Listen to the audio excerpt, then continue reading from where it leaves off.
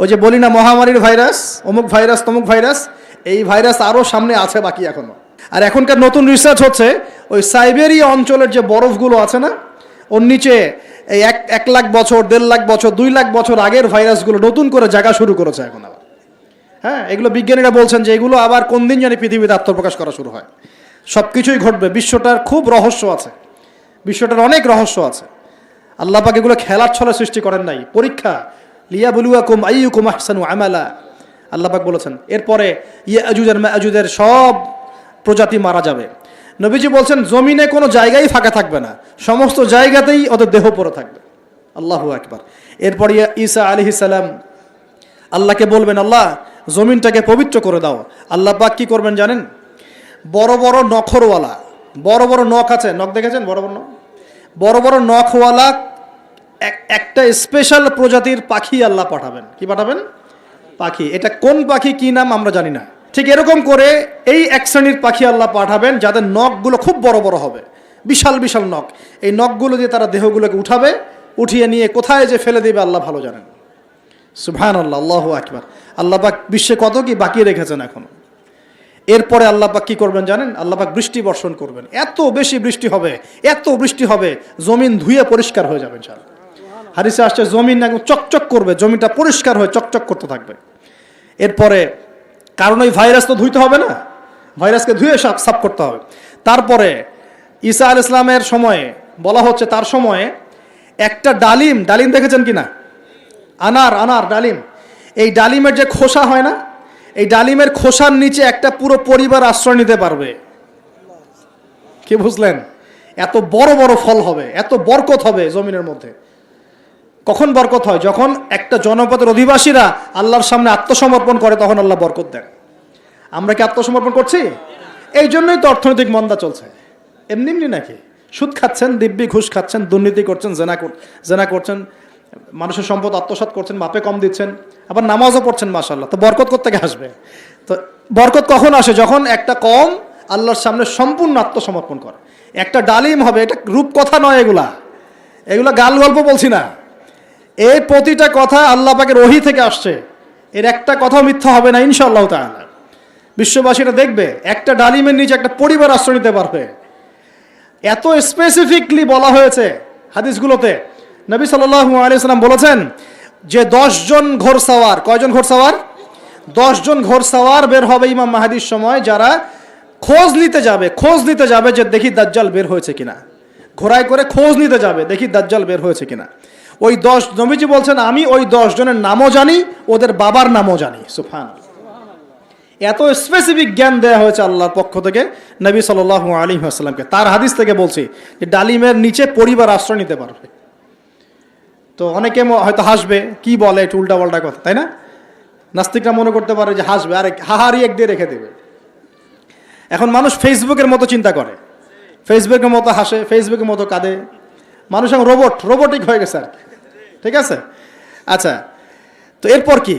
এরপরে বরকতের এই সময়টা শেষ হয়ে যাবে কখন? যখন মানুষ আবার সেই জেনা, পাপ, শিরিক, কুফর এগুলোতে লিপ্ত হবে। আল্লাহ রাসূল বলছেন এমন একটা মানুষও বাকি থাকবে না, একটা মানুষও না যে খালি লা ইলাহা ইল্লাল্লাহ কালিমাটা পড়তে জানে, এমন একটা মানুষও বাকি থাকবে না। বলেন নাউযুবিল্লাহ। ওরা হবে এই পৃথিবীর সবচেয়ে নিকৃষ্ট মানুষ। ওদের চেয়ে নিকৃষ্ট কোনো মানুষ এই পৃথিবীতে হবে না। এখনো কি এরকম সময় আসে নাই? এখন কি লা ইলাহা ইল্লাল্লাহ আছে না? আছে, হ্যাঁ। হয়তো তার পূর্ণাঙ্গ প্রয়োগটা নাই, কিন্তু কালিমা তো আছে কি না? তখন নবীজি বলছেন এমন একটা যুগ আসবে যে লা ইলাহা ইল্লাল্লাহ বলার মতো একটা মানুষ খুঁজে পাওয়া যাবে না। আর মানুষ রাস্তাঘাটে কুকুরের মতো জেনা করবে। রাস্তাঘাটে কুকুর যেমন সঙ্গম করে না রাস্তাঘাটে, ওই রকম করে মানুষ রাস্তাঘাটে জেনা করবে। ওই সময়ে আল্লাহ রাব্বুল আলামিন পশ্চিম দিক থেকে সূর্য উঠাবেন। কোন দিক থেকে? সূর্য সত্যি সত্যি পশ্চিম দিকে উঠবে। পৃথিবী একদিকে ঘুরছে না এখন? কে জানে আল্লাহ পাক পৃথিবীর ঘূর্ণন থামিয়ে উল্টা দিকে ঘোরাতে পারেন না? অবশ্যই পারেন। আল্লাহ পাকের জন্য এটা খালি বলা, কুন ফায়াকুন, হয়ে যাও, ব্যাস। আমি কয়েকদিন আগে রিপোর্ট দেখেছি, পৃথিবীর নিচে কিন্তু আগুনের স্তর আছে, জানেন তো? পৃথিবীর নিচে আগ্নেয়গিরিগুলো আছে। পৃথিবীর ভিতরেও একটা ঘূর্ণন হয়, সেই ঘূর্ণনের দিক পরিবর্তন হচ্ছে দিন দিন, এমনটা রিপোর্ট এসেছে। দেখেন, আপনি ইন্টারনেট ঘাটাঘাটি করেন, দেখেন। আর অনেকে রিপোর্ট করছে যে পৃথিবী আগে যে গতিতে ঘুরতো এখন পৃথিবীর ঘূর্ণন গতি একটু বেড়ে গেছে। দেখেন রিপোর্ট দেখেন, ঘূর্ণন গতি বেড়ে যাওয়ার মানে হচ্ছে টাইম দ্রুত পাস করবে। আর শেষ জামানার হাদিস এটাও আছে যে সময় দ্রুত পাস করবে, আছে না? এটা হাদিসে আসছে। তো প্রিয় ভাইরা, এই সময়ে মানুষ খারাপ হওয়া শুরু করার পরে এমন খারাপ হবে আল্লাহর নাম নেওয়ার মতো কোনো মানুষ থাকবে না, আল্লাহ আল্লাহ বলার মতো কোনো মানুষ থাকবে না। তখন পশ্চিম দিক থেকে সূর্য উঠবে। কিভাবে কিয়ামত হবে? নবীজি বলছেন একজন ব্যক্তি পানি খাওয়ার জন্য পাত্রটাকে মুখের সামনে নিবে, পানি গিলতে পারবে না, কিয়ামত হয়ে যাবে। নাউযুবিল্লাহ। ইযা ওয়াকাআতিল ওয়াকিআ লাইসা লিওয়াকাআতিহা কাযিবা আল কারিআতু মাল কারিআ ওয়া মা আদরাকা মাল কারিআ, আছে না? আম্মা ইয়াতাসাআলুন আনিন নাবাইল আযীম। কত সূরা আছে কিয়ামত সংক্রান্ত, পড়ে দেখেন। ইযা যুলজিলাতিল আরদু জিলজালাহা ওয়া আখরাজাতিল আরদু আথকালাহা ইযা শামসু কুওয়িরাত ওয়া ইযা নুজুমু কাদারাত। এই সূরাগুলো পড়ে দেখেন। আম্মা পারার শেষ পারাটা যেটা 30তম পারা, এর সূরাগুলো পড়ে দেখেন, কিয়ামত চোখে দেখতে পারবেন ইনশাআল্লাহ। সিংহায় ফুঁক দেওয়া হবে। আল্লাহ পাকের ফেরেশতার এত ক্ষমতা আল্লাহ দিয়েছেন, একটা ফুয়ে পুরো মহাবিশ্ব ধ্বংস হয়ে যাবে ইনশাআল্লাহ। চারটাখানি কথা নাকি? দ্বিতীয় ফুৎকারে আবার সবাইকে জীবিত করা হবে। এবং এই যে দুনিয়ার জীবনটা আমরা কাটাচ্ছি, এই 30, 40, 50, 60, 100 বছরের জীবন, এই জীবনের এক একটা হিসেব আল্লাহর সামনে দাঁড়িয়ে সেদিন দেওয়া লাগবে। অতএব এই দুনিয়ার জীবনটাতে প্রস্তুতি গ্রহণ করি। যেমন ধরেন, মনে করেন আমাদের সংকট হয়েছে, এখন আমরা বহির্বিশ্বের কোনো দেশের কাছে গেলাম, গিয়ে বললাম যে আমাদেরকে লোন দেন। ওরা কি এমনি এমনি লোন দিবে? এমনি দিবে? যাও তোমাকে 10 কোটি টাকা এমনি এমনি দিয়ে দিলাম, $1000 বিলিয়ন এমনি দিবে? কখনো এমনি দিবে না। বরং সে একটা সুদ ফিক্স করবে, হয় 10%, না হলে 12%, না হলে 20%, ও সুদ ফিক্স করবে। যখন সুদটা ফিক্স করে দিবে তখন এই সুদটা শোধ করতে হবে আপনার শ্রম দিয়ে ওই সুদটাকে শোধ করতে হবে। শ্রম কি শুধু এমপি মন্ত্রীরা করবে, নাকি শ্রম আপনিও করেন? আপনাদের শ্রম থেকে এটাকে তুলে নিয়ে শোধ করতে হবে না? এটাই হচ্ছে সুদভিত্তিক অর্থনীতি সবচেয়ে মারাত্মক দিক। এতে করে ওরা ধনী হবে দিন দিন, আর গরিবরা আরো গরিব হবে দিন দিন। আল্লাহ পাক এমনি বলেন নাই ইয়ামহাকুল্লাহুর রিবা ওয়া ইউরবিস সাদাকাত। আল্লাহ পাক সুদের মধ্য দিয়ে একদম সম্পদ সংকুচিত করে ফেলেন, একদম সম্পদ সুদের মধ্য দিয়ে সংকুচিত করে ফেলেন, আর সাদাকার মধ্য দিয়ে সম্পদ প্রসারিত হয়। এই আয়াতগুলো খালি পড়লে হবে না, বুঝতে হবে না, বাস্তবে প্রয়োগ করতে হবে। আচ্ছা, আরও ব্যাপার আছে। এখন সুদ দেওয়ার সময় কি হবে জানেন? যদি দেখা যায় আপনার মনে করেন $1 সমান 80 টাকা, মনে করেন, যদি দেখেন এই সুদগুলো পরিশোধ করতে পারছেন না, দেখবেন যে ডলারের এগেনস্টে আপনার টাকার মান কমে যাবে। তখন হয়ে গেল $1 সমান 100 টাকা। কয় টাকা বাড়লো? 20 টাকা। 20% বেড়ে যাওয়া মানে হচ্ছে আপনার বেতন যদি হয় 100 টাকা, এখন বেতন হয়ে গেছে 80 টাকা। বুঝতে পারছেন না মনে হয়? আপনার বেতন যদি হয় 100 টাকা, এখন বেতন হয়েছে 80 টাকা। 100 টাকা শ্রম দিয়েছেন, 80 টাকার প্রফিট পাবেন, 20 টাকা গায়েব। ওটা কোথায় গেল? ওই যে সুদ দিয়েছে ওর পকেটে চলে গেছে। আপনার অর্থও চলে গেল, আপনার শ্রমও চলে গেল। এর উপর আরও অনেক বিষয় আছে। আজকে ইকোনমিক্স নিয়ে বোঝালে আপনার মাথা খারাপ হয়ে যাবে, বলবেন যে ভাই কি শুরু করলেন এগুলো শুধু অর্থনীতির কথা নয়, এগুলো ইসলামের কথা। কিসের কথা? আল্লাহ রাব্বুল আলামিন এই কিতাবের মধ্যে প্রতিটা বিষয়ের সমাধান দিয়েছেন, প্রত্যেকটা বিষয়। আল্লাহ পাক এই সংকটগুলোর সমাধান দিয়েছেন, তোমরা অপচয় বন্ধ করো। কি বন্ধ করো? অপচয় বন্ধ করো। নিশ্চয়ই অপচয়কারীরা শয়তানের ভাই। নিশ্চয়ই কি? অপচয়কারীরা। আমরা একটু ওয়াদা করতে পারি যে আমরা ইনশাআল্লাহ এই রমজান থেকে অপচয় বন্ধ করে ফেলবো ইনশাআল্লাহ। কোনো প্রকার অপচয় করবো না ইনশাআল্লাহ। না সময় অপচয় করব, না গ্যাস, না পানি, না তেল, না টাকা, না কিছুই অপচয় করবো না। পারা যাবে ইনশাআল্লাহ। বরং যেটা আমি বাঁচাতে পারবো সেটা আমি আমার পরিবারের জন্য তো সেভ করবই, পাশাপাশি আমার প্রতিবেশী, আমার আত্মীয় এবং দুস্থ মানুষের কল্যাণে ব্যয় করবেন। পারা যাবেন ইনশাআল্লাহ। এই জিনিসটা একাকী করব, যদি আমার কোনো অ্যাসোসিয়েশন থাকে সে তার আন্ডারে করব, আরও যদি বড় কোনো দায়িত্ব থাকে তার আন্ডারে করবো ইনশাআল্লাহ। পারা যাবে ইনশাআল্লাহ। 1 নাম্বার শিক্ষা। 2 নাম্বার, আপনাদের সবার জাকাতগুলো অবশ্যই দেওয়ার ব্যবস্থা করবেন। পারবেন ইনশাআল্লাহ। জাকাতের খাত 8টা, ওলামায়ে কেরামের কাছে জিজ্ঞাসা করে নেবেন কোন কোন খাতে জাকাত দেওয়া যায়, আপনাকে বলে দিবেন সব। সূরা তাওবার 60 নম্বর আয়াত। সূরা তাওবার 60 নম্বর আয়াতে জাকাতের খাতগুলো বর্ণনা করা আছে। এখানে একটা কথা বলি, অমুসলিমদেরকেও জাকাত দেওয়া যায়। জাকাতের যে খাতগুলো আছে না, 8টা খাত, এর মধ্যে একটা খাত আছে অমুসলিমকেও জাকাতের টাকা দেওয়া যায়।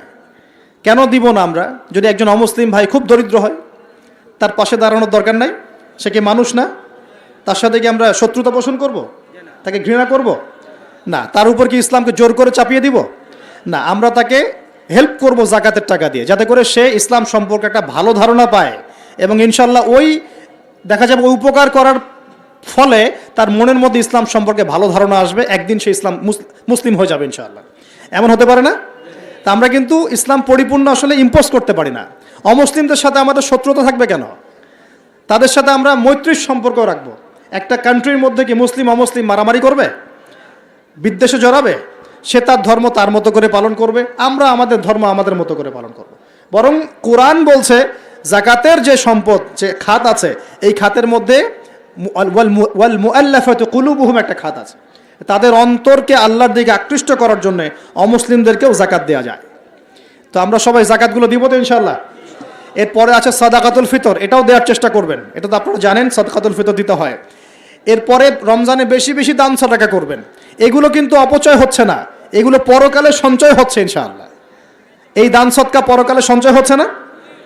আল্লাহ রাসূল বলেছেন যে একটা খেজুর দান করে, একটা খেজুর হালাল উপার্জন থেকে একটা খেজুরও যদি দান করে, এই দানটাকে আল্লাহ পাক বড় করতে থাকেন, আদর মহব্বত করে বড় করতে করতে করতে পাহাড়ের সমান বাড়িয়ে দেন। বলেন সুবহানাল্লাহ। আর একটা হাদিসে নবীজি বলেছেন তোমরা এক টুকরো খেজুর দান করার বিনিময়ে হলেও জাহান্নামের আগুন থেকে বাঁচার চেষ্টা করো। প্রিয় ভাইরা, রমজান মাসে আমলগুলো করার চেষ্টা করেন, ইনশাআল্লাহ তাআলা সমাজের সংকটগুলো কেটে উঠবে ইনশাআল্লাহ। যদি এগুলো বাংলার মানুষ আমল করতে ব্যর্থ হয়, দেখেন রমজান মাসে কি হয়। আমরা আল্লাহ না করুক, তবে ভয় করছি রমজান মাসে একটা অর্থনৈতিক সংকট হয়ে যেতে পারে। আল্লাহ পাক আমাদেরকে বোঝার তৌফিক দান করুন। প্রিয় ভাইয়েরা, আরও যে বিষয়গুলো বলছিলাম, রমজান মাস আসার আগেই এই কিতাব, আল্লাহ পাকের কিতাব, অবশ্যই তেলাওয়াত করা শিখে নেন। সবাই তেলাওয়াত করতে পারি তো ইনশাআল্লাহ? আমি একটা সিস্টেম শিখিয়ে দিচ্ছি। প্রত্যেক দিন এক পারা করে পড়বেন, প্রত্যেক দিন এক পারা, তাহলে 30 দিনে আপনি 30 পারা পড়ে শেষ করে ফেলবেন। এতে করে চাপও পড়বেন আপনার উপর বেশি, আপনার বিরক্তিবোধ আসবে না, অন্য কাজগুলো করতে পারবেন। 1 ঘন্টা 1.5 ঘন্টার মধ্যে এক পারা পড়ে শেষ করে ফেলবেন। পারা যাবে ইনশাআল্লাহ? ইনশাআল্লাহ তাআলা। আল্লাহ পাক সবাইকে কোরআন পড়ার তৌফিক দান করুন এবং অর্থসহ বুঝে পড়ার তৌফিক দান করুন। আর কোরআন তেলাওয়াত কিন্তু শিখতে হবে ভালো করে। কোরআন তেলাওয়াতটা ভালো করে না শিখলে যা হয়, সারা জীবন ভুল তেলাওয়াত করে যাবেন, অর্থ বিকৃত হয়ে যাবে, অর্থ কিন্তু পাল্টে যাবে। রমজান আসতে যে সময়টা বাকি আছে, এই সময়ের মধ্যেই কোরআন তেলাওয়াত করা শিখে নেন। আল্লাহ পাক তৌফিক এনায়েত করুন, আমিন। আর যদি রমজান মাসে অনলাইনে কোর্স করতে পারেন, ইনশাআল্লাহ নিয়াত করেছি পুরো রমজান মাস অনলাইনে কোরআন শেখানো হবে ইনশাআল্লাহ তাআলা, 1 ঘন্টা করে। যারা ক্লাস করতে পারবেন তারা ক্লাস করবেন। এরপর রমজানের একটা কথা বলে সামনে যাব, সেটা হলো তারাবির নামাজ তো আমরা পড়ি, এর পাশাপাশি শেষ রাত্রে গিয়ে কমপক্ষে 2 রাকাত নামাজ পড়ার চেষ্টা করবেন। কখন? একদম সাহারি করার আগে, সাহারি করার একটু আগে, কমপক্ষে আধা ঘন্টা আগে হলে ওঠার চেষ্টা করবেন। কমপক্ষে 2 রাকাত নামাজ হলে পড়ার চেষ্টা করবেন, কারণ ওই সময় দোয়া ইনশাআল্লাহ ডাইরেক্ট কবুল হয়ে যাবে ইনশাআল্লাহ। আর রোজাদারের দোয়া খুব বেশি কবুল হয়, রোজাদারের দোয়া কিন্তু খুব বেশি কবুল হয়। 3 ব্যক্তির দোয়া ফেরত দেওয়া হয় না, রোজাদারের দোয়া ফেরত দেওয়া হয় না। আর সন্তানের জন্য পিতার দোয়া ফেরত দেওয়া হয় না। আর যে মুসাফির, আমরা মুসাফিরের দোয়া আল্লাহ ফেরত দেন না, আলহামদুলিল্লাহ। আমরা দোয়া করি আল্লাহ পাক আমাকে সহ আপনাদের সবাইকে রমজান মাসে সুস্থতার সাথে সমস্ত রোজা রাখার তৌফিক দান করুন এবং রমজান মাসে কোরআনকে সময় দেওয়ার তৌফিক দান করুন, কোরআন পড়া, বোঝা, গবেষণা করার তৌফিক দান করুন, অন্যকে কোরআন শেখানোর তৌফিক দান করুন। আল্লাহ পাক রমজান মাসে আমাদের সবার অর্থনৈতিক সচ্ছলতা দান করুন এবং রিজিকের মধ্যে বরকত আল্লাহ দান করুন। আল্লাহ পাক আমাদের কৃষির মধ্যে বরকত দান করুন, আল্লাহ পাক আমাদের ব্যবসার মধ্যে বরকত দান করুন, আল্লাহ পাক আমাদের দান সৎকার মধ্যে বরকত দান করুন এবং আল্লাহ রাব্বুল আলামিন আমাদের সবাইকে রমজান মাসে তারাবি, তাহাজ্জুদ, জিকির আজগার, তাসবিহ, তাহলিল, ভালো কাজের আদেশ, অন্যায় নিষেধ, এই কাজগুলোতে ব্যস্ত থাকার তৌফিক দান করুন। আমরা দোয়া করি আল্লাহ রাব্বুল আলামিন আমাদের সবাইকে যেন পারিবারিকভাবে, সামাজিকভাবে এবং রাষ্ট্রীয়ভাবে ইসলাম পালন করার তৌফিক দান করেন, আমিন। এখন একটা বিষয়ের দিকে ইঙ্গিত করছি। আজকে জুমার দিন ছিল, জুমার দিনে সূরা কাহাফ কারা কারা পড়েছেন? হাত উঁচু করেন দেখি। মাশাআল্লাহ, অনেকেই পড়েছেন। নবী সাল্লাল্লাহু আলাইহি ওয়াসাল্লাম এই একটা সূরাকে বলেছেন, এই একটা সূরাকেই তিনি বলেছেন যেই সূরাটা আপনাকে মাসিহুদ দাজ্জালের ফিতনা থেকে বাঁচাবে। হঠাৎ করে দাজ্জালে কেন আসলাম?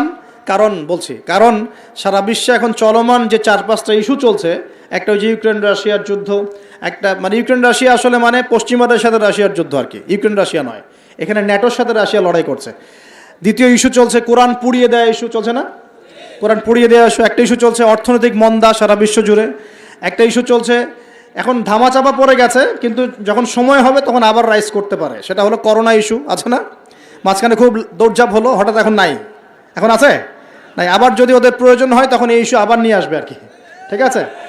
আচ্ছা, তারপরে এখন চলছে আরেকটা নতুন সবচেয়ে মারাত্মক ইস্যু, সেটা হলো ফিলিস্তিনিদেরকে দেখলেই গুলি মেরে দিতে বলা হয়েছে। দেখেছেন?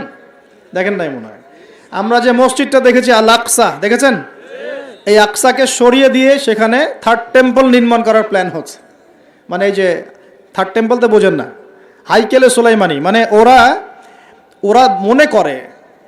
মনে করে যে তারা বানু ইসরাইল। একটু বোঝেন, ওরা মনে করে যে ওরা বানু ইসরাইল, আসলে ওরা বানু ইসরাইল নয়, ওরা হচ্ছে ইউরোপিয়ান জিউস। ওরা মনে করে যে ওদের একজন মাসিহ আসবে। কে আসবে? মাসিহ। মাসিহ মানে ত্রাণকর্তা। মাসিহ মানে কি?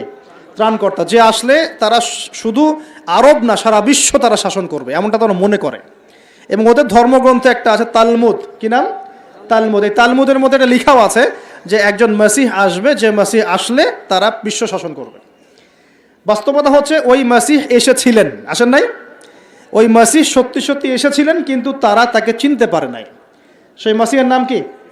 নবী ঈসা আলাইহিস সালাম। আমরা বলি না মাসিহ ইবনে মারইয়াম, আমরা বলি না ঈসা আলাইহিস সালামকে আল্লাহর মাসিহ না, ত্রাণকর্তা। তো ঈসা আলাইহিস সালামকে তারা চিনতে ব্যর্থ হয়েছে এবং তাকে তারা হত্যারও চেষ্টা করেছিল, কিন্তু আল্লাহ রাব্বুল আলামিন তাকে উঠিয়ে নিয়েছেন কোথায়? আল্লাহর কাছে। আল্লাহর কাছে। ওয়ামা কাতালুহু ওয়ামা সালাবুহু, তারা তাকে হত্যাও করে নাই, ক্রুশবিদ্ধ করতে পারে নাই, বরং আল্লাহ পাক তাকে বাল রাফাআহু আল্লাহু ইলাইহি, আল্লাহ পাক তাকে তার কাছে উঠিয়ে নিয়েছেন।